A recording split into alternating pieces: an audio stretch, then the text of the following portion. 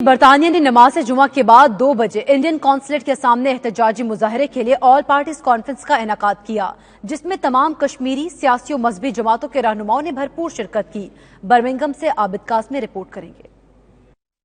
تحریک کشمیر برطانیہ نے پلوامہ میں بھارتی فوج پر دہشت گرد حملے کے بعد پاکستان پر کی گئی الزام تراشیوں اور منفی پروپیگنڈے کے خلاف 22 فروری کو بھارتی قونصلیٹ برمنگھم کے سامنے احتجاجی مظاہرے کا اعلان کر دیا۔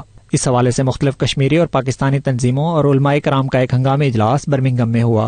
مظاہرے میں بھرپور شرکت اور آئندہ کے لیے لائحہ عمل پر غور کیا گیا۔ اس موقع پر تحریک کشمیر برطانیہ کے صدر راجہ فہیم کیانی، چودھری خادم حسین، محمد غالب، راجہ اسحاق صابر، راجہ اشتیاق اور دیگر نے کہا کہ کشمیر پر غاصبانہ قبضے کے خلاف کشمیری قربانیاں دے رہے ہیں۔ کشمیر بھارت کے لیے قبرستان بن چکا ہے۔ ان کا مزید کہنا تھا کہ بھارت کے مفاد میں یہی ہے کہ وہ اپنے 7 لاکھ فوج کو نکال لے، ورنہ ایک بھی بھارتی فوجی بچ کر نہیں جا سکتا۔ بھارت کا ظلم اور بربریت دنیا کے سامنے بے نقاب ہو چکا۔ بھارت کو مذاکرات کا راستہ اختیار کرنا چاہیے۔ انہوں نے کہا بھارتی حکومت نے انتہا پسند دہشت گرد تنظیموں کو کھلی چھوٹ دے رکھی ہے۔ اس دوران مقبوضہ جموں اور انڈیا کے مختلف شہروں میں ظلم اور بربریت اور قتل عام ہو رہا ہے۔ انڈیا کا یہ خود ساختہ حملہ کشمیر میں آپریشن کے لیے تھا۔ عابد قاسمی، 92 نیوز، برمنگھم۔